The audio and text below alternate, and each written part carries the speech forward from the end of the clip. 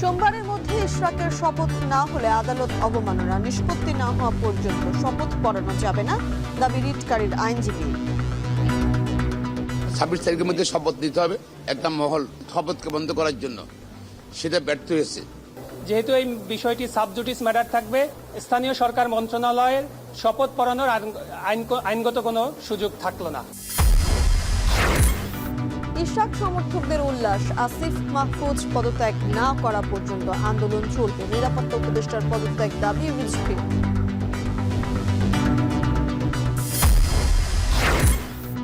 সাম্য হত্যার বিচার দাবিতে বৃষ্টি উপেক্ষা করে শাহবাগে ছাত্র দলের অবরোধ, প্রকৃত অপরাধীদের আড়াল করার অভিযোগ, শহর জুড়ে তীব্র যানজট।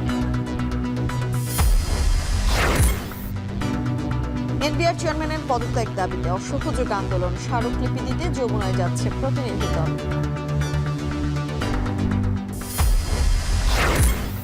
এবং কুমিল্লা, পঞ্চগড় সহ 4 সীমান্তবর্তী জেলায় এক রাতেই ফের 90 জনকে পুশিং করল ভারত, রাখা হয়েছে বিজিবির হেফাজতে।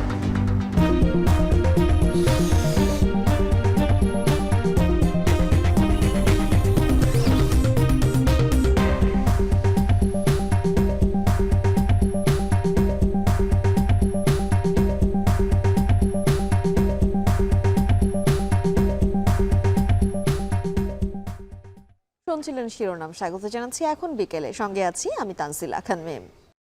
বিএনপি নেতা ইশরাক হোসেনকে ঢাকা দক্ষিণ সিটি কর্পোরেশনের মেয়র হিসেবে শপথ না পড়ানোর নির্দেশনা চেক করার রিট সরাসরি খারিজ করেছেন হাইকোর্ট। শপথ পড়াতে বাধা নেই দাবি ইশরাকের আইনজীবীর। এছাড়া সোমবারের মধ্যে ইশরাকের শপথ না হলে আদালত অবমাননা হবে বলেও জানিয়েছেন তারা। এদিকে রিটকারীর আইনজীবী বলছেন, হাইকোর্টের আদেশের বিরুদ্ধে আপিল করা হবে। আপিল নিষ্পত্তি না হওয়া পর্যন্ত শপথের জন্য অপেক্ষা করতে হবে। বিস্তারিত জানাবেন জাহিদ হাসান। এই নির্বাচনকে প্রশ্নবিদ্ধ করার 2020 সালের 1 ফেব্রুয়ারি ঢাকা দক্ষিণ সিটি কর্পোরেশনের মেয়র নির্বাচিত হন ব্যারিস্টার শেখ ফজলে নূর তাপস। ওই নির্বাচন বাতিল চেয়ে 3রা মার্চ মামলা করেন বিএনপি মনোনীত প্রার্থী ইশরাক হোসেন। গেল বছর 5 আগস্টে গণ অভ্যুত্থানে শেখ হাসিনা সরকারের পতন হয়, অপসারিত হন মেয়র শেখ তাপস। এর মধ্যে ইশরাকের করা মামলার রায় আসে চলতি বছরের 27 মার্চ। নির্বাচনী ট্রাইব্যুনালের রায়ে ইশরাককে দক্ষিণ সিটির মেয়র নির্বাচিত করা হয়। পরে রায়ের আলোকে গেজেট দেয় নির্বাচন কমিশন। নির্বাচনী ট্রাইব্যুনালের রায় ও শপথ নিয়ে 13 মে হাইকোর্টে একটি রিট করা হয়। রিট আবেদনে অভিযোগ করা হয়, ইশরাক হোসেন স্বাক্ষর জালিয়াতি করেছেন, সাক্ষীর তালিকা বদলে ফেলেছেন। নির্বাচন বাতিল চাওয়া মামলায় নিজেকে মেয়র ঘোষণারও আবেদন করেন ইশরাক। ওই রিটের ওপর বিচারপতি মোহাম্মদ আকরাম হোসেন চৌধুরী ও বিচারপতি দেবাশিস রায় চৌধুরীর হাইকোর্ট বেঞ্চে 2 কার্যদিবস শুনানি হয়। বৃহস্পতিবার আদেশের শুরুতেই বিচারপতিরা আদালতের ভেতরের পরিবেশ স্বাভাবিক রাখার জন্য বিএনপির আইনজীবীদের প্রতি অনুরোধ জানান। বিশৃঙ্খলা না করার জন্য বলা হয়। এরপর কনিষ্ঠ বিচারপতি দেবাশিস রায় চৌধুরী আদেশ ঘোষণা করেন। বিচারপতি ইশরাকের শপথ না পড়ানোর নির্দেশনার রিটটি সরাসরি খারিজ করে দেন। পরে বিএনপির আইনজীবীরা বলেন, মেয়র পদে ইশরাক হোসেনকে শপথ পড়াতে আর কোনো বাধা থাকলো না। আদালত আরো বড় অবজারভেশন দিয়েই মামলাটা খারিজ করে দিয়েছে। ফলে ইশরাকের শপথ নেওয়ার আর কোনো বাধা রইল না। আগামী 26 তারিখের মধ্যে শপথ নিতে হবে। হাই কোর্ট অব দ্য কান্ট্রিতে চেষ্টা করছিল একটা মহল শপথকে বন্ধ করার জন্য, সেটা ব্যর্থ হয়েছে। আর যদি শপথ না দেওয়া হয়, সেটা আদালত অবমাননা হবে। স্থানীয় সরকার মন্ত্রণালয়ের উপদেষ্টা কোনো একটা পার্টির পারপাস সার্ভ করার জন্য তিনি কাজ করছেন। দেশের মানুষ সেইটাও বুঝতেছে যে কোনো গোষ্ঠী, পার্টি, পলিটিক্যাল পার্টির পারপাসটা সার্ভ করছেন। তবে হাইকোর্টের আদেশের বিরুদ্ধে আপিল করার কথা জানিয়ে রিটকারী আইনজীবী জানান, আপিল নিষ্পত্তি না হওয়া পর্যন্ত শপথ পড়ানো যাবে না। উচ্চতর আদালতে যাব, মহামান্য আপিল বিভাগে আমরা আপিল ফাইল করব এবং আপিল ফাইল করা অবস্থায় যেহেতু এই বিষয়টি সাবজুডিস ম্যাটার থাকবে, এখানে স্থানীয় সরকার মন্ত্রণালয়ের শপথ পড়ানোর আইনগত কোনো সুযোগ থাকলো না।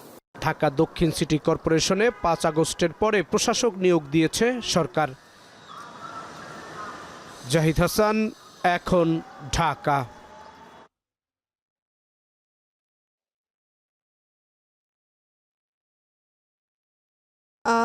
বিএনপির এদিকে ইশরাক হোসেনের মেয়র হিসেবে শপথ নেওয়ার বাধা কেটে যাওয়ায় উচ্ছ্বাস করেছেন সমর্থক ও বিএনপি নেতাকর্মীরা। তবে উপদেষ্টা আসিফ মাহমুদ ও মাহফুজ আলমের পদত্যাগ না করা পর্যন্ত আন্দোলন চালিয়ে যাওয়ার ঘোষণা দিয়েছেন তারা। বিষয়ে বিস্তারিত জানাতে আমাদের সহকর্মী সাজিদা রাফাত রয়েছেন কাকরাইলে, আমরা যুক্ত হব তার সঙ্গে। সাজিদ, একটু আপনার কাছে জানতে চাই, আপনি যেখানে আছেন, আমরা বলছিলাম নেতাকর্মীরা উচ্ছ্বাস প্রকাশ করেছেন, আপনি কি জানতে পেরেছেন? সর্বশেষ পরিস্থিতি আমাদেরকে একটু জানাবেন।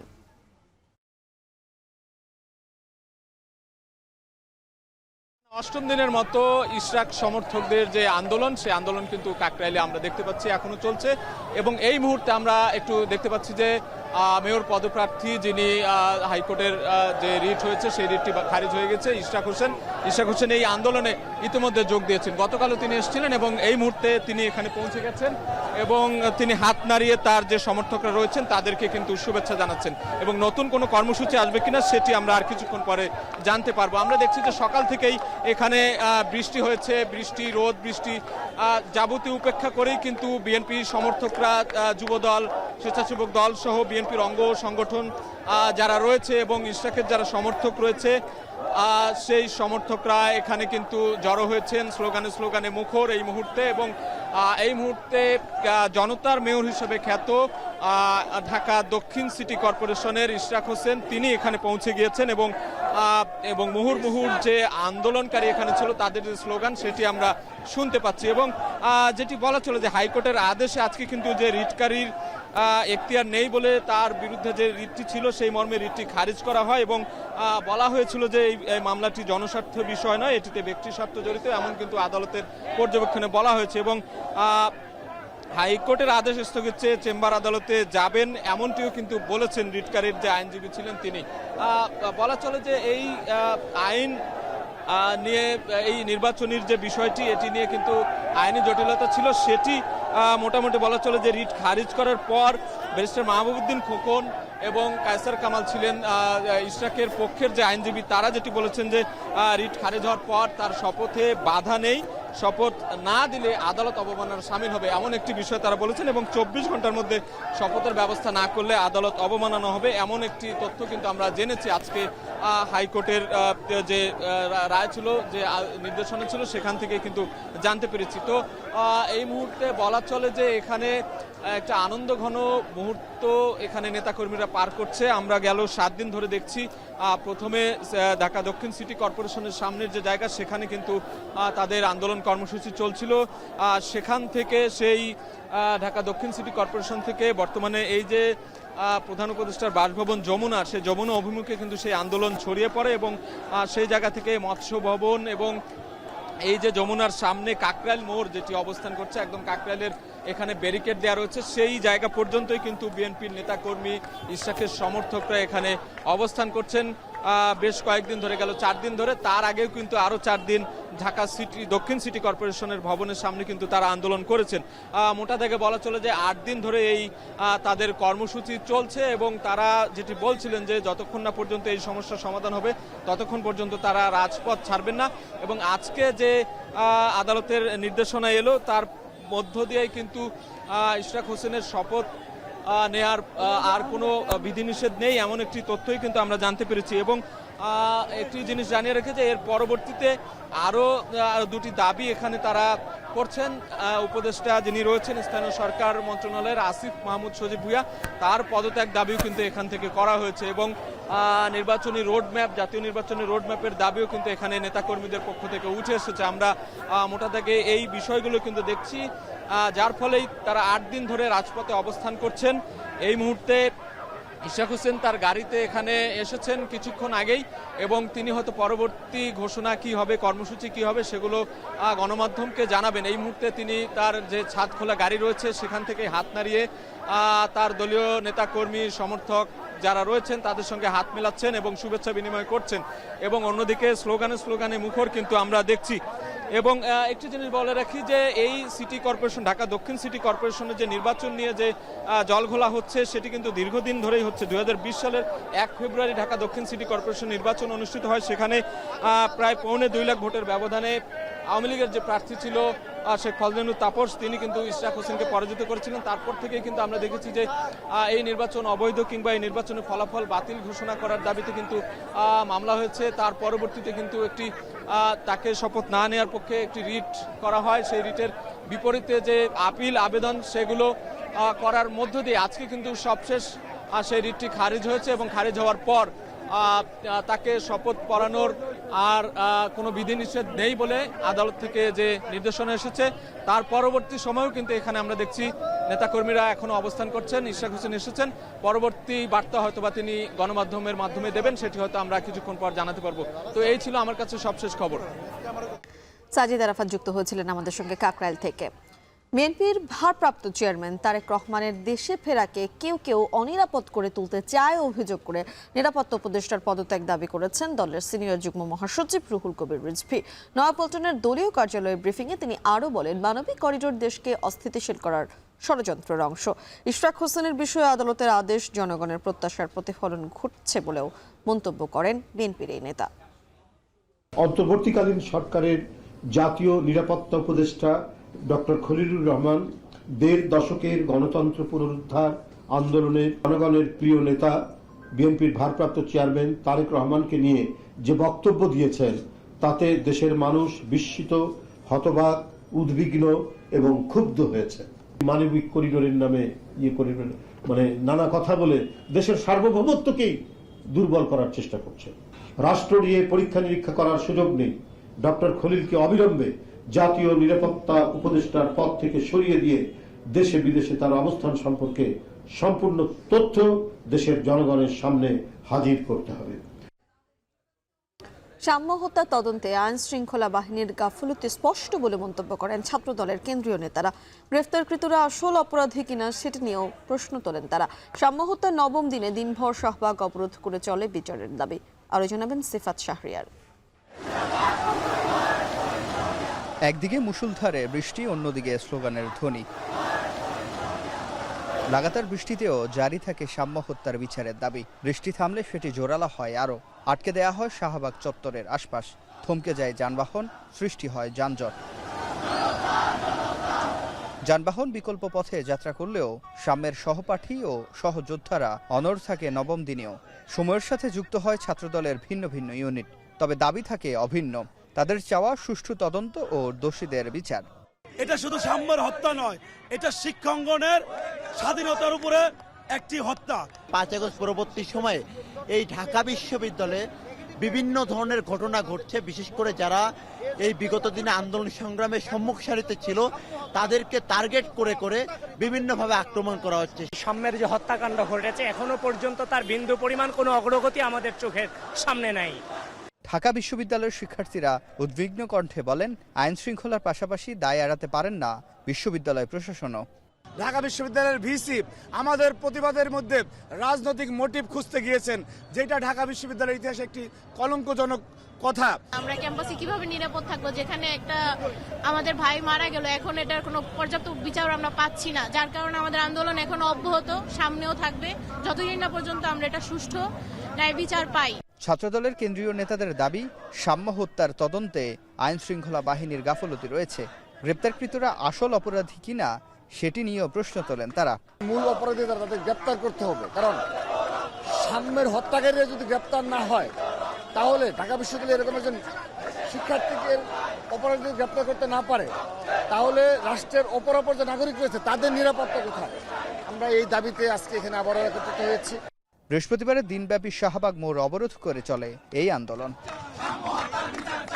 সিফাত শাহরিয়ার, এখন, ঢাকা। এ বিষয়ে আরো খবর জানাতে শাহবাগ মোড় থেকে সরাসরি যুক্ত হচ্ছেন সহকর্মী সিফাত শাহরিয়ার। সিফাত, একটু আমাদেরকে জানাবেন অবস্থান কর্মসূচিতে ছাত্রদল নেতারা কি কি বলেছেন এবং তারা কোনো আগামী কর্মসূচি দিবেন কিনা, কি জানিয়েছেন?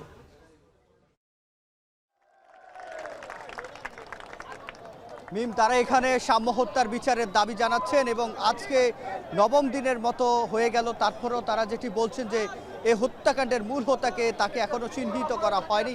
আমরা যেটি দেখছি এখানে এই মুহূর্তে স্লোগান মিছিলে তারা বারবার একই জিনিস বলছেন, সেটি হচ্ছে সাম্য হত্যার দ্রুত বিচার করতে হবে। এবং সেই সাথে তারা যেটি বলছে যে 6 জনকে গ্রেপ্তার করা হয়েছে তারা আদৌ সাম্য হত্যার সাথে জড়িত কিনা কিংবা মূল হোতাদের কেউ কিনা সেটি এখনো নিশ্চিত করা হয়নি।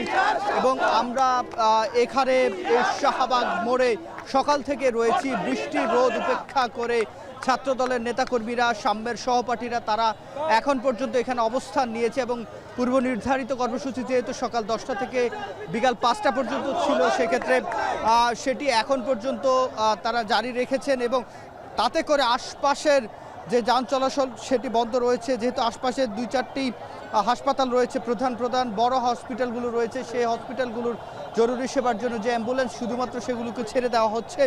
বাকি যে সাধারণের যে যান চলাচল সেটি পুরোপুরি বন্ধ রয়েছে শাহবাগ এবং এর আশপাশের এলাকা। এবং তারা যেটি বলছে যে এখানে পুলিশের গাফলতি রয়েছে এবং তারা যতক্ষণ পর্যন্ত না সাম্যর সুষ্ঠু তদন্ত হয়ে যারা প্রকৃত দোষীদেরকে গ্রেপ্তার করা না হচ্ছে ততক্ষণ পর্যন্ত তারা এখানে আন্দোলন চালিয়ে যাবে এবং পরবর্তী কর্মসূচিগুলো তারা বলছেন এখান থেকে ঘোষণা করবেন। তো এই ছিল মিম আমার কাছে শাহবাগ থেকে সাম্য হত্যার বিচারের দাবিতে সবশেষ।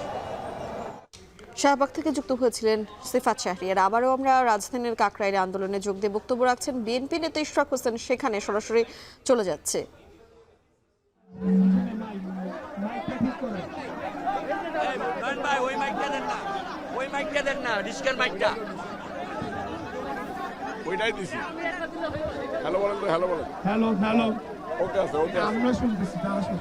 হ্যালো, শোনা যাচ্ছে? শোনা যায়?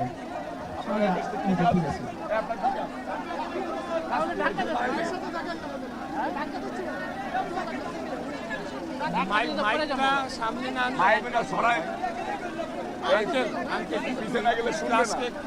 আজকে ছাড়বেন, কারণ জরুরি কিছু গুরুত্বপূর্ণ কথা আছে, ভাইয়ার কথাগুলো বলতে হবে তো, একটু সামনে আসতে দেন না।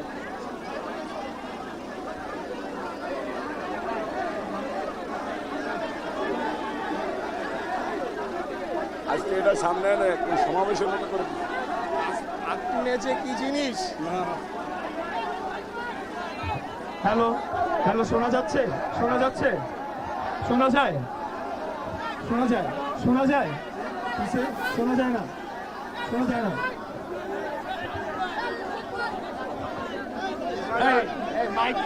মাইক পয়েন্ট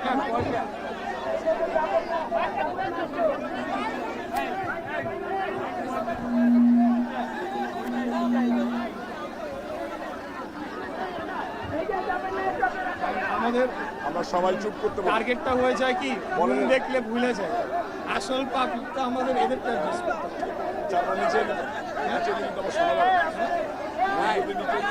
শোনা যাবে না। না না, আপনি দাঁড়ান। ওরা কিভাবে ঢুকবে জুলাই আগে আমরা আগে সমাবেশ পরে। আচ্ছা আমি বলি, কথার ভিতরে কোনো কনসেন্ট্রেশন দিবেন না। মুক্তার ভাই, মুক্তার ভাই, কথার ভিতরে কোনো বাইরে থেকে সাউন্ড দিবেন না, ভুলে যায় কিন্তু। কালার এক্সপার্ট, জর্জ স্যাপ এবং মাইল্ড অন হ্যান্ডস টেকনোলজি সমৃদ্ধ অরিক্স ক্রিস্টাল ওয়াশ আপনার লন্ড্রি এক্সপার্ট। করে আন্দোলন আর বৃষ্টির কারণে শহর জুড়ে তীব্র যানজট সৃষ্টি হয়েছে। এই মুহূর্তে রাজধানীর বাংলা মোটরে আছেন আসিফ ইকবাল খান, যানজটের খবর জানতে যুক্ত হচ্ছে তার সঙ্গে। আসিফ, দুর্ভোগ তো আসলে এখন রাস্তায় নামলে সকল পথচারী এই মধ্য দিয়ে যাচ্ছেন, তাদের কাজ সারছেন, সড়কে যারা চলাচল করছেন তারা আসলে কি বলছেন একটু জানাবেন। যেমনটি বলছিলেন, রাজধানী জুড়ে কিন্তু সকাল থেকেই বৃষ্টির একটা প্রাদুর্ভাব ছিল। তারপর কিন্তু সকাল থেকে আমরা দেখেছি রাজধানীর বিভিন্ন মোড়ে মোড়ে বা বিভিন্ন জায়গায় কিন্তু একটা আন্দোলন বা একটা বিক্ষোভের কিন্তু একটা আবহ ছিল। এই সব মিলেই কিন্তু এই পুরো রাজধানী জুড়ে আজকে কিন্তু প্রচুর যানজট। এবং এই আমরা এখন আছি বাংলা মোটরের একটি ওভারব্রিজের উপরে। এখানে কিন্তু আমরা দেখতে পাচ্ছি যে আসলে পুরো রাস্তা চারদিক থেকেই কিন্তু যানবাহনের একটা জট, যেই জট কিন্তু আসলে নড়াচড়ার কোনো লক্ষণ আমরা দেখতে পাচ্ছি না। এবং এখানে যানবাহনে আমরা যাত্রীদের সাথে কথা বলে যা জানতে পেরেছি, তারা ঘন্টার পর ঘন্টা, ক্ষেত্র বিশেষে 3-4 ঘন্টা ধরেও কিন্তু অনেকে যানবাহনের মধ্যে অপেক্ষা করছেন, নিজস্ব গন্তব্যে যাওয়ার জন্য কিন্তু আসলে তারা চেষ্টা করছেন। আমরা এখানে এমন যাত্রীদের দেখেছি যারা এয়ারপোর্টের যাত্রী, আমরা এমনও যাত্রী দেখেছি যে যারা জরুরি কোনো কাজে বের হয়েছেন, কিন্তু আসলে এই যানজটের কারণে কিন্তু তাদের যে গন্তব্যে যাওয়ার যে চেষ্টাটি সেটি কিন্তু আসলে সফল হয়নি। তারা কিন্তু এখনো রাস্তায় আসলে অপেক্ষা করছেন। একটু বলে রাখি, সকাল থেকেই কিন্তু আসলে রাজধানীতে যানজটের এই প্রক্রিয়াটি শুরু হয়। সকালে কিছুটা কম থাকলেও কিন্তু বেলা বাড়ার সাথে সাথে কিন্তু এই যানজটের পরিমাণটা এখন আমরা দেখছি যে অনেকটাই আরো তীব্র আকার ধারণ করেছে। রাস্তার এক মাথা থেকে কিন্তু আরেক মাথা পর্যন্ত শুধু আমরা যানবাহনই দেখতে পাচ্ছি। আমরা যদি আমাদের সহকর্মীর ক্যামেরায় আপনাদের একটু দেখাই, এখানে বেশিরভাগই আমরা দেখতে পাচ্ছি যে ব্যক্তিগত পরিবহন, সাথে কিছু আমরা দেখতে পাচ্ছি যে গণপরিবহনও আছে। আমরা দেখছি যে গণপরিবহন যেহেতু অনেকক্ষণ রাস্তায় আটকে আছে যানজটে, সেক্ষেত্রে আমরা দেখেছি যে রাস্তার আশেপাশে কিন্তু অনেক জটলা দেখেছি যারা যানবাহনের জন্য অপেক্ষা করছে নির্দিষ্ট জায়গায় যাওয়ার জন্য। আমরা এখানে দেখেছি যে যানবাহন অনেকক্ষণ ধরে অপেক্ষা করে ক্লান্ত হয়ে অনেকে কিন্তু আসলে পায়ে হেঁটে তাদের নির্ধারিত যে গন্তব্যটি আছে সেই গন্তব্যে যাওয়ার কিন্তু চেষ্টা করছিলেন আমরা দেখেছি।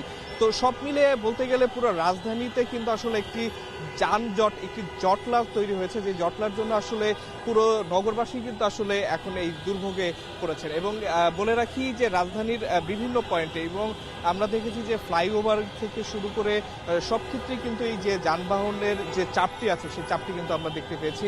আমরা দেখতে পেরেছি যে রাস্তায় এই চাপের জন্য যে মেট্রো রেল সেবাটি আছে সেখানে কিন্তু আমরা প্রচণ্ড ভিড় দেখেছি, কারণ রাস্তায় যেহেতু যানবাহন কোনো নড়ছে না বা যানবাহনের চলাচলের ব্যাঘাত করছে, সেক্ষেত্রে কিন্তু তারা মেট্রো রেলটিকেই কিন্তু আসলে প্রেফার করছে। তো সব মিলে বলতে বলা যায় যে আসলে এই যে তীব্র যানজট, এবং এই যানজটে কিন্তু আসলে নগরবাসী আসলে খুবই ভোগান্তিতেই আসলে আজকে একটি দিন পার করছেন, এবং তারা আসলে এখনো বলতে পারছেন না বা বুঝতে পারছেন না আসলে কখন নাগাদ তারা তাদের নির্ধারিত গন্তব্যে পৌঁছাবে। তো এই ছিল আমার কাছে সর্বশেষ।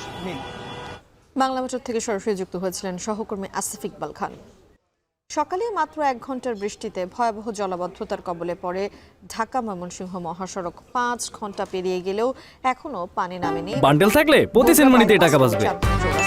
বিকাশ সেনমানি বান্ডেল কিনে জিতুন প্রতি লেনদেনে। হচ্ছেন সহকর্মী ইফতেখার রায়হান। ইফতেখার, একটু জানাবেন, জলাবদ্ধতার 5 ঘন্টা পেরিয়ে গেছে বলছিলাম, সড়ক থেকে এখনো পানি নামছে না, কারণটা আসলে কি, এবং এই জলাবদ্ধতা নিরসনে কোনো ব্যবস্থা এখন পর্যন্ত নেওয়া হয়েছে কিনা? আপনি ঠিকই বলেছেন, প্রায় 5 ঘন্টা পেরিয়ে গেছে, এখন পর্যন্ত কিন্তু মহাসড়ক থেকে পানি নেমে যাওয়ার যে বিষয়টি সেটি কিন্তু আমাদের চোখে পড়েনি, বরং আমরা দেখছি যে ক্রমেই কিন্তু পানি কিন্তু বাড়ছে। অর্থাৎ বিভিন্ন নগরের যে বিভিন্ন যে এলাকায় যে পানিগুলো ছিল সেই পানিগুলো এখন কিন্তু ড্রেন উপচে পড়ে কিন্তু এখন কিন্তু সেটি মহাসড়কে প্লাবিত হচ্ছে। এর ফলে আমরা দেখছিলাম যে ভোগড়া বাইপাস এবং চান্দনা চৌরাস্তার যে ঢাকা ময়মনসিংহ মহাসড়কের অংশ, এই অংশটি পুরোপুরি পানির নিচে তলিয়ে গেছে। এবং কিছুক্ষণ পরপরই এখানে যখন একটি যানবাহন যখন যাচ্ছে, তখন এই যানবাহনের যে স্রোত সেটি কিছু আছড়ে পড়ছে। অনেকেই এখান দিয়ে যখন যাচ্ছিলেন তখন মন্তব্য করছিলেন যে ব্যঙ্গাত্মক ভাবে যে এটি আসলে কোনো গাজীপুর নগরী নয়, এটি তারা কক্সবাজারের সাথে তারা তুলনা করেছেন। এবং এই যে বর্ষা মৌসুম শুরুর আগেই মাত্র 1 ঘন্টার বৃষ্টিতে এই অবস্থা, তার ফলে কিন্তু তারা বলছেন যে নগর কর্তৃপক্ষের উদাসীনতা, কারণ সময় মতো এগুলো পরিষ্কার করা হচ্ছে না, নালাগুলো পরিষ্কার করা হচ্ছে না। তবে আমরা সিটি কর্পোরেশনের সাথে কথা বলেছিলাম, তারা বলছেন যে আজকে তাদের একটা কর্মসূচি ছিল নালা পরিষ্কার, তবে সেটি বৃষ্টির কারণে বন্ধ হয়ে গেছে। আগামীকাল শুক্রবার সরকারি ছুটি থাকলেও তারা আগামীকালকে সেই নালা পরিষ্কারের যে এবং অভিযান সেটি কিন্তু তারা পরিচালনা করবেন। এবং পাশাপাশি এবারই প্রথম সেনাবাহিনীর সহায়তায় 8টি নগরের যে খাল রয়েছে সেই খালগুলো খনন করার প্রক্রিয়া তারা শুরু করেছেন। তো এই ছিল আমার কাছে গাজীপুরের জলাবদ্ধতার সবশেষ তথ্য। গাজীপুর থেকে যুক্ত হয়েছিলেন ইফতেখার রায়হান। রাজধানীর কাকরাইলে আন্দোলনে যোগ দিয়ে বক্তব্য রাখছেন বিএনপি নেতা ইশরাক হোসেন, সরাসরি যুক্ত হচ্ছে সেখানে। তবে আজকে হাইকোর্টের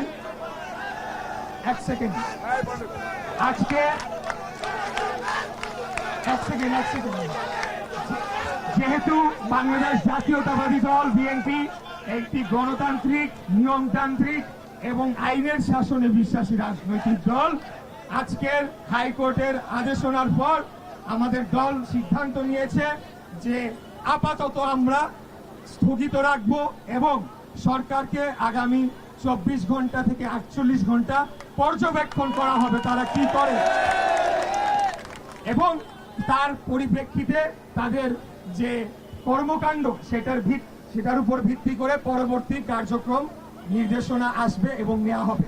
এখন এখানে একটা জিনিস স্পষ্ট বলতে চাই যে রায়ের বিষয়, শপথের বিষয় আলাদা অংশ, আর এটা হয়ে যাওয়া মানে প্রথম যে দাবিটি করেছিলাম যে ছাত্র প্রতিনিধি সহ অন্যান্য প্রতিনিধিদের পদত্যাগ করতে হবে, সেটা কিন্তু পরিবর্তন হবে না।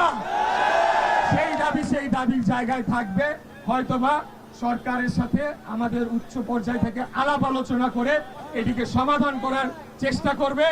যদি না হয় তখন সেই অনুযায়ী ব্যবস্থা নেওয়া হবে আন্দোলন সংগ্রামে। এনবিআর বিলুপ্তির অধ্যাদেশ বাতিল এবং টেকসই রাজস্ব সংস্কার সহ 4 দাবি লিখিত আকারে জমা দিতে প্রধান উপদেষ্টার বাসভবন যমুনায় যাচ্ছেন সংস্থাটির 5 কর্মকর্তা। বৃহস্পতিবার দুপুর 3:30টায় স্মারকলিপি নিয়ে রওনা করেন তারা। এর আগে দাবি আদায়ে লাগাতার অসহযোগ কর্মসূচির পালন করেছেন সংস্থাটির কর্মকর্তা কর্মচারীদের সংগঠন এনবিআর ঐক্য পরিষদ। দাবি আদায় না হলে এই কর্মসূচি চালিয়ে যাওয়া হবে বলে জানায় তারা। এছাড়া আগামী শনিবার থেকে কাস্টমস হাউস ও ল্যান্ড কাস্টমস স্টেশন ছাড়া সব ধরনের ট্যাক্স, কাস্টমস ও ভ্যাট অফিসে পূর্ণাঙ্গ কর্মবিরতি কর্মসূচি ঘোষণা করা হয়েছে। সময়ের মধ্যে দাবি পূরণ না হলে আগামী 26 মে থেকে রপ্তানি ও যাত্রী সেবা ছাড়া সব ধরনের কার্যক্রমে পূর্ণ কর্মবিরতির ঘোষণা দিয়েছেন কর্মকর্তারা।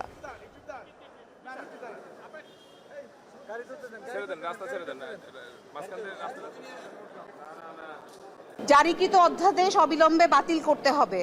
অবিলম্বে জাতীয় রাজস্ব বোর্ডের চেয়ারম্যানকে অপসারণ করতে হবে। রাজস্ব সংস্কার বিষয়ক পরামর্শ কমিটির সুপারিশ জনসাধারণের জন্য ওয়েবসাইটে প্রকাশ করতে হবে এবং জাতীয় রাজস্ব বোর্ড কর্তৃক প্রস্তাবিত খসড়া এবং পরামর্শ কমিটির সুপারিশ আলোচনা পর্যালোচনা পূর্বক প্রত্যাশী সংস্থাসমূহ, ব্যবসায়ী সংগঠন, সুশীল সমাজ, রাজনৈতিক নেতৃত্ব সহ আমাদের যে আয়কর আইনজীবী আছেন, যে সকল অংশীজন আছেন, সবার মতামত নিয়ে উপযুক্ত ও টেকসই রাজস্ব সংস্কার নিশ্চিত করতে হবে। বুধবার রাতে দেশের 4 সীমান্তবর্তী জেলা দিয়ে 90 বাংলাদেশি নাগরিককে পুশিন করেছে ভারতীয় সীমান্তরক্ষী বাহিনী। তাদের আটক করে বিজিবির হেফাজতে নেওয়া হয়েছে। পরিচয় যাচাইয়ের পর তাদের স্থানীয় জেলা প্রশাসনের কাছে হস্তান্তর করা হতে পারে। পুশিন করা ব্যক্তিরা 15 বছরের বেশি সময় ধরে তারা ভারতের বিভিন্ন রাজ্যে বসবাস করছিল বলে জানা গেছে। ভারতে অবৈধভাবে বসবাসকারী বাংলাদেশি সন্দেহে ধরপাকড় শুরুর পর থেকেই সীমান্ত দিয়ে বাংলাদেশে একের পর এক পুশিনের ঘটনা ঘটছে। এরই জেরে বুধবার ভোররাতে ফেনীর ছাগলনাইয়া ও ফুলগাজী উপজেলার ভারতীয় সীমান্ত দিয়ে 39 জনকে পুশিন করেছে ভারতীয় সীমান্তরক্ষী বাহিনী। এ সময় তাদের আটক করে ফেনী 4 বিজিবির কাছে হস্তান্তর করে স্থানীয়রা। আটককৃতরা কুড়িগ্রামের বাসিন্দা বলে প্রাথমিকভাবে নিশ্চিত করেছে বিজিবি। তাদেরকে ছাগলনাইয়া ও ফুলগাজী থানায় হস্তান্তর করা হয়েছে। আটককৃতদের ভারতের গুজরাট ও হরিয়ানা থেকে বিমানযোগে আগরতলা সীমান্তে আনা হয়। এই দলে ছিল 140 জন। এর মধ্যে 39 জনকে ফেনের 2 সীমান্ত দিয়ে পুশিন করা হয়েছে। তাদের মধ্যে 10 জন মুসলিম এবং বাকিরা সনাতন ধর্মাবলম্বী। 15 বছরের বেশি সময় ধরে তারা ভারতের বিভিন্ন রাজ্যে বসবাস করে আসছিল বলে জানা গেছে। রাতের 12টা সাড়ে 12টার দিকে তখন নিয়ে আসার পরে এখানে আবার করলো কি বলে কোনো মতে কাটাতাড়ের বেড়া মানে গেট খুলি কোনো মতে ধাক্কে দিয়ে পার করে দিয়ে কলে যদি আবার এফআইআর রিজেন আসো তো তোমার গুলি করে মারবো। ইউনো তত্ত্বাবধানে আমাদের হেফাজত আছে, কিন্তু তাদের রাখার জায়গা নেই। এই 12 জনকে আনা হয়েছে হরিয়ানা রাজ্য থেকে। গতকালকে তাদের কাছে জিজ্ঞাসাবাদ করে জানা যায় তাদেরকে হরিয়ানা রাজ্য 12 জনকে আনা হয়েছে। এদিকে বুধবার রাতের আধারে কুমিল্লা সীমান্ত দিয়ে 28 বাংলাদেশি নাগরিককে পুশিনের ঘটনা ঘটে। এ সময় বিজিবির কুমিল্লা 10 ও 60 ব্যাটালিয়নের টহল দল তাদের আটক করে। আটককৃতদের মধ্যে নারী পুরুষের সাথে বেশ কয়েকজন শিশুও রয়েছে। তাদের পরিচয় নিশ্চিতের পর জেলা প্রশাসনের কাছে হস্তান্তর করা হবে। পঞ্চগড় সদর উপজেলার বড়বাড়ি সীমান্ত দিয়ে নারী, পুরুষ ও শিশুসহ 21 জনকে পুশিন করেছে ভারতীয় সীমান্তরক্ষী বাহিনী। পরে সীমান্ত এলাকা থেকে তাদের আটক করে বিজিবি। আটককৃতরা দীর্ঘদিন ভারতে বসবাস করে আসছিলেন। 21 মে ভারতীয় পুলিশ তাদের আটক করে কলকাতায় নিয়ে আসে।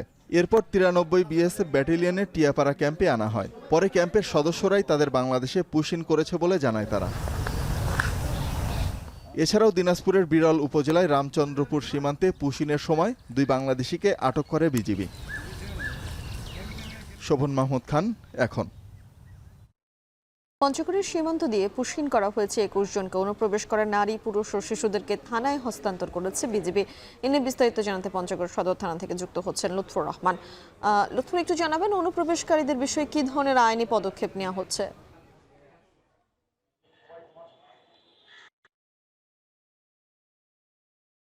পঞ্চগড় সদর উপজেলার হারিবাসা ইউনিয়নের সদর উপজেলার হারিবাসা ইউনিয়ন বরাবরই সীমান্ত, সেই সীমান্ত 4টার দিকে এই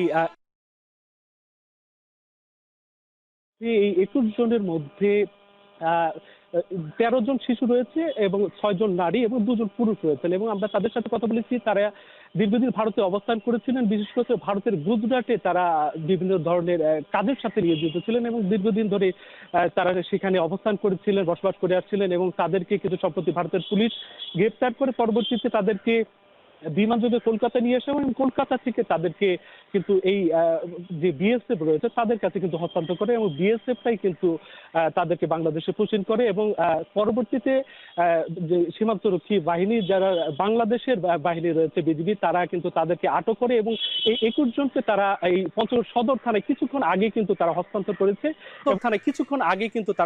করেছে এবং তাদের বিরুদ্ধে যে আইনি প্রক্রিয়া এবং তারা যে অবৈধভাবে তাদেরকে যে বাংলাদেশে পুশিং করা হয়েছে তার বিরুদ্ধে কিন্তু তার ব্যবস্থা নেওয়া হচ্ছে। এবং আমরা বিজিবির কর্মকর্তাদের সাথে কথা বলেছি, তারা আমাদেরকে জানিয়েছেন যে এই ঘটনায় তারা বিএসএফ এর সাথে পতাকা বৈঠক করেছেন কোম্পানি কমান্ডার পর্যায়ে এবং তারা প্রতিবাদ জানিয়েছেন এবং এই অবৈধ উপায়ে তারা কেন এই মানুষদেরকে বাংলাদেশে পুশিং করেছে তার ব্যাখ্যা চাওয়া হয়েছে এবং এই মুহূর্তে কিন্তু তাদের এই যে যারা 21 জন রয়েছেন তাদের বিরুদ্ধে কিন্তু আইনি যে প্রক্রিয়া সেটি কিন্তু চলমান রয়েছে। তো মিম, এই ছিল আমার কাছে পঞ্চগড় সদর থানা থেকে সার্বিক পরিস্থিতি। পঞ্চগড় থেকে সরাসরি যুক্ত হয়েছিলেন সহকর্মী লুৎফর রহমান। গুলশান বিএনপি চেয়ারপারসনের অফিসে সাম্প্রতিক নানা বিষয়ে স্থায়ী কমিটির বৈঠক শেষে কথা বলছেন এই মুহূর্তে খন্দকার মোশাররফ হোসেন, সরাসরি যুক্ত হচ্ছে সেখানে। এবং কর্মকাণ্ডে জাতীয় স্বার্থ রক্ষিত হচ্ছে কিনা সেটা সর্বাগ্রে বিবেচনায় নেওয়া দরকার। এছাড়াও এমন জাতীয় গুরুত্বপূর্ণ ও দীর্ঘমেয়াদী নীতি নির্ধারণী কোনো সিদ্ধান্ত নেয়ার এখতিয়ার অন্তর্বর্তীকালীন সরকারের, অস্থায়ী সরকারের আছে বলে এদেশের মানুষ মনে করে না। দেশের নিরাপত্তা ও সংশ্লিষ্ট স্পর্শকাতর ও জাতীয় গুরুত্বপূর্ণ বিষয়টি সর্বোচ্চ অগ্রাধিকার বিবেচনায় নিয়ে দেশে অস্থিতিশীল কোনো পরিবেশ সৃষ্টি না হয় সেদিকে লক্ষ্য রেখে এই বিষয়ে যে কোনো সিদ্ধান্ত কেবল জনগণের দ্বারা নির্বাচিত সরকার কর্তৃক জাতীয় ঐক্যমতের ভিত্তিতে গৃহীত হওয়াই সমীচীন। সাংবাদিক ভাই বোনেরা, অন্তর্বর্তী সরকারের যে সমস্ত উপদেষ্টাগণ একটি নূতন রাজনৈতিক দলের সাথে প্রত্যক্ষ ও পরোক্ষভাবে জড়িত বলে সবাই জানে ও বুঝে, উপদেষ্টা পরিষদে তাদের উপস্থিতি সরকারের নির্দলীয় নিরপেক্ষ পরিচিতিকে ক্রমাগত প্রশ্নবিদ্ধ করে চলেছে বলেই সরকারের ভাবমূর্তি রক্ষার্থে তাদেরকে অব্যাহতি দেওয়া প্রয়োজন। জাতীয় নিরাপত্তা ও জাতীয় নিরাপত্তা উপদেষ্টার গতকালের বক্তব্য আবারও নূতন বিতর্কের জন্ম দিয়েছে। সরকারের ভাবমূর্তি রক্ষার্থে তাকেও অব্যাহতি দেওয়া প্রয়োজন হবে। তদবির বাণিজ্য সহ নানা দুর্নীতির অভিযোগে স্থানীয় সরকার উপদেষ্টা আসিফ মাহমুদের সাবেক এপিএস মোয়াজ্জেম হোসেনকে জিজ্ঞাসাবাদ করেছে দুর্নীতি দমন কমিশন। অভিযুক্ত মোয়াজ্জেম হোসেন বেলা 11:30টার দিকে দুদক কার্যালয়ে হাজির হন। দুদকের উপসহকারী পরিচালক মিনু আক্তার সুমি সহ অন্যান্য কর্মকর্তারা তাকে জিজ্ঞাসাবাদ করেন। মোয়াজ্জেম হোসেনের বিরুদ্ধে উপদেষ্টার এপিএস থাকাকালে ক্ষমতার অপব্যবহার করে তদবির ও টেন্ডার বাণিজ্য সহ নানা অনিয়মের মাধ্যমে বিপুল পরিমাণ সম্পদ অর্জনের অভিযোগ উঠেছে। সম্প্রতি মোয়াজ্জেম হোসেনের বিরুদ্ধে দুর্নীতির খবর গণমাধ্যমে প্রচারিত হয়ে তাকে দায়িত্ব থেকে অব্যাহতি দেওয়া হয়। আমার কাছে ডকুমেন্টস আছে কিছু, আমি সেই ডকুমেন্টসগুলো সাবমিট করেছি এবং আমাকে কিছু প্রশ্ন করেছেন, সেই প্রশ্নগুলো আনসার করেছি। আমি মিডিয়াতে দেখলাম যে আমি গণপূর্তে গেছি, পানি সম্পদ মন্ত্রণালয়ে গেছি, রোডস অ্যান্ড হাইওয়েতে গেছি। আমি আপনাদের ওপেন চ্যালেঞ্জ করতেছি, এই 3টা জায়গায় আমার জীবনে পা পড়ে নাই। এইগুলো সম্পূর্ণ ভিত্তিহীন। সো আমি যারা ইনভেস্টিগেশন করতেছে আমি তাদের উপর আস্থা রাখি, তারা ইনভেস্টিগেশন করলে সত্যতা বেরোয় আসবে আর কি। মানিকগঞ্জের সাবেক সংসদ সদস্য ও কণ্ঠশিল্পী মমতাজ বেগমকে 6 দিনের রিমান্ড দিয়েছেন আদালত। হত্যা ও নাশকতার 2 মামলায় তাকে মোট 6 দিনের রিমান্ড দেওয়া হয়। এদিকে আদালত প্রাঙ্গণে আনার সময় তার উপর ডিম জুতা নিক্ষেপ করা হয়। সকাল 8:30টার দিকে গাজীপুরের কাশিমপুর কেন্দ্রীয় কারাগার থেকে প্রিজন ভ্যানে করে মমতাজ বেগমকে মানিকগঞ্জ আদালতে হাজির করা হয়। পরে শুনানি শেষে আর নাশকতার একটি মামলায় 2 দিনের রিমান্ড মঞ্জুর করে আদালত। এরপর সিংগাইর উপজেলার একটি হত্যা মামলায় আরও 4 দিনের রিমান্ড মঞ্জুর করা হয়। 2013 সালে সিংগাইরের গোবিন্দল এলাকায় হরতালের সমর্থনে একটি মিছিল, পুলিশের গুলিতে 4 জন নিহত হন। এই ঘটনায় মমতাজ বেগমকে প্রধান আসামি করে চলতি বছরের 25 অক্টোবর মামলা করেন নিহতের স্বজনরা। এখন বিকেল শেষ করার আগে শিরোনামগুলো জানিয়ে দেব আরও একবার। সোমবারের মধ্যে ইশরাকের শপথ না হলে আদালত অবমাননা, নিষ্পত্তি না হওয়া পর্যন্ত শপথ পড়ানো যাবে না, দাবি রিটকারের আইনজীবী। 26 তারিখের মধ্যে শপথ নিতে হবে, একটা মহল শপথকে বন্ধ করার জন্য, সেটা ব্যর্থ হয়েছে। যেহেতু এই বিষয়টি সাবজুডিস ম্যাটার থাকবে, স্থানীয় সরকার মন্ত্রণালয়ের শপথ পড়ানোর আইনগত কোনো সুযোগ থাকলো না।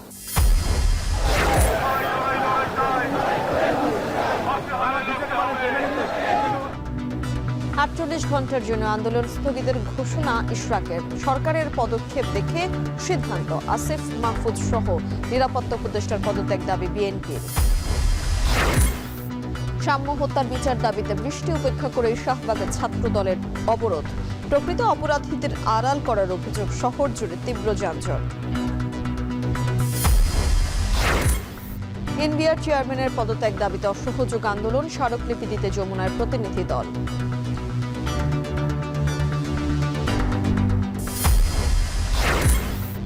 এবং কুমিল্লা, পঞ্চগড় সহ 4 সীমান্তবর্তী জেলায় এক রাতেই ফের 90 জনকে পুশিন করল ভারত, রাখা হয়েছে বিজিবির হেফাজতে। এ ছিল এখন বিকেলে। এখন টেলিভিশন ওয়েবসাইটে দেখতে ভিজিট করুন এখন.tv, ফেসবুকে দেখুন facebook.com/tv.এখন, এছাড়া ইউটিউবে দেখতে ভিজিট করুন youtube.com/c/echontv।